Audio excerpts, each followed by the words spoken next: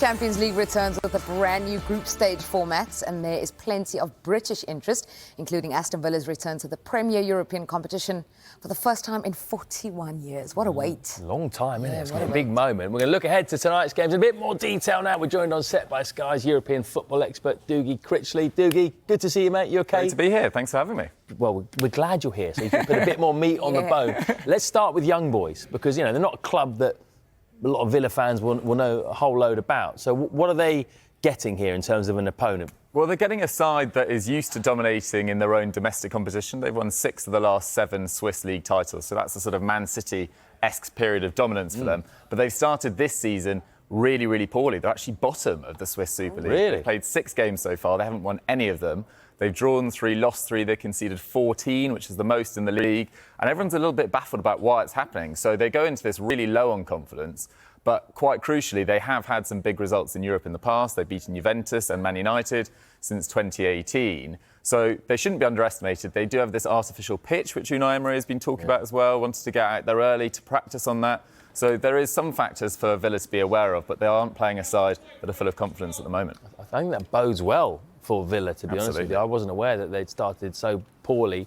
But yeah, it's that artificial pitch. You can see it there in the background. That could be a bit of a wild card. Yeah, he's got plenty of experience, though, be guiding them through. Even though they are new, he has plenty of European experience. Speaking of European heritage, Liverpool versus AC Milan feels like a classic Champions League tie. Now, it's Arne Slot's first in charge of Liverpool in this competition. How do you see this one going? Well, it's going to be absolutely fascinating. I mean, Liverpool lost to Italian opposition in the Europa League last year. They got beaten by Atalanta. They got beaten 3-0 at Anfield. So maybe there's a little bit of a hoodoo there. And actually, Arne Slot's had a difficult time against Italian opposition when he was Feyenoord manager. They lost the Conference League final in 2022 to Roma. They then lost to Roma in the last 2 seasons with Feyenoord as well. So he'll be hoping to avoid the Giallorossi in this year's competition. But in terms of this game tonight, Liverpool have obviously had that little stumbling block at the weekend against Nottingham Forest, but I still think they've overall been really impressive. I think they've only conceded 2.8 XG across 4 games, so they've been really solid defensively. Hudson-Odoi scoring that wonder strike aside, and only 4 sides in Europe have conceded less than them, so they have been really solid defensively. As for Milan, it's been a difficult start to the season for Paulo Fonseca. There was the Ultras raising banners before their game against Venezia, saying you effectively need to win this game. They did. They scored 4 goals in 29 minutes. And it was great to see Teo Hernandez and Rafa Leao, who have had a little bit of a falling out with Paulo Fonseca at the start of the season as well, you know, really operating to their top of their ability at the weekend against Venezia. But yeah, Milan in mid-table at the moment in Serie A. Liverpool have had much the better start. Yeah, it took them 4 games, didn't it, to win their first league game, which is quite surprising. How about Federico Chiesa? He could make his competitive debut for Liverpool tonight. If he does, what's he going to offer Liverpool?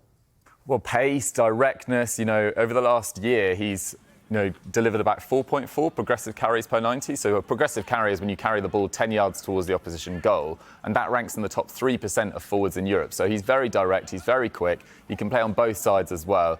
The big stumbling block for him in the last few years has been his own body. You know, he's missed 84 games with injury in the last 3 seasons. In one of those years, the one before last, he missed over 50. So he has had a difficult time staying fit, but returning to San Siro, a place where Liverpool have got a really good record as well. They're unbeaten in 5 games there. They're actually the only side in Champions League history to ever play more than 1 game at the San Siro and walk away with a 100% record. So Liverpool will be confident going there. Chiesa will feel comfortable. And you expect them to maybe rotate, or Arne Slot to rotate, because he has used 10 players so far for all 4 games so far, and 5 players have played every single Premier League minute. So with that schedule coming up for Liverpool and games coming thick and fast in this expanded Champions League, he'll definitely need to rotate at some stage. Let's move away from the British sides right now, and defending champions Real Madrid. They begin their defence of their crown against Stuttgart. What do you see happening in that game? Well, it's going to be interesting. I mean, neither side have started their league campaigns probably as well as they'd hoped. I mean, Stuttgart lost a lot of their key players in the summer. They lost Ito to Bayern Munich. They lost Girassi to Dortmund. They lost Waldemar Anton to Dortmund as well. They've started the season quite poorly, just 1 win in their opening 3 games. As for Real Madrid, they're already 4 points behind Barcelona. They've drawn 2 of their opening games.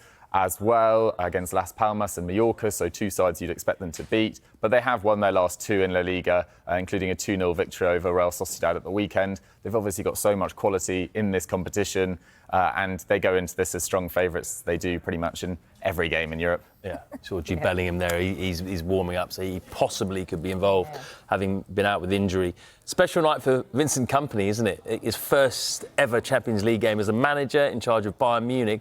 What about Bayern this year? You know, are they serious contenders? We've had a question out on social media, who's going to win the Champions League? We've only had one person say Bayern so far.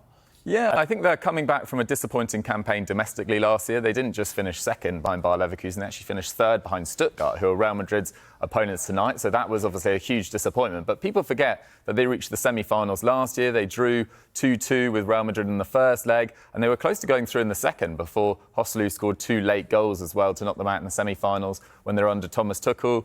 They've started the season really well. They've played 4 games. They've won all 4.